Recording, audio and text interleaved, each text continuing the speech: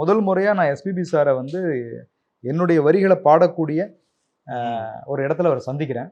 பாடல் வரிகள் எல்லாத்தையும் அவரே அப்படி எழுதிட்டு அதில் அந்த அந்த பண்பு நான் வந்து இப்போ நிறைய பேர்கிட்ட நான் பார்க்க முடியல. எழுதி முடிச்சோன்னே அதில் ஹெட்டிங்கில் கவிஞர் யார் தம்பி பேர் என்ன பா விஜயா அதை எழுதிட்டு படித்து பார்த்தார். வரிகள் ரொம்ப நல்லா இருக்கு.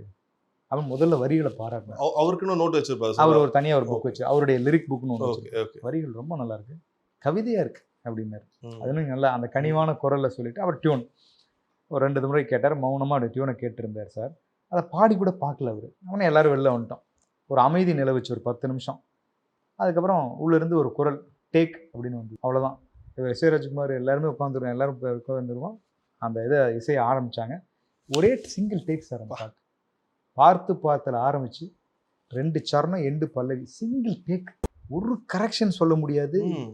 வரிகள் வார்த்தை இல்லை, இசை சம்மந்தமாக ஆரம்பித்தார்.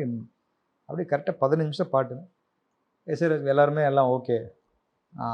அப்போ நேராக உள்ளே வந்து உட்கார்ந்தார். அப்படியே அமைதியாக கேட்டார், போயிட்டார்.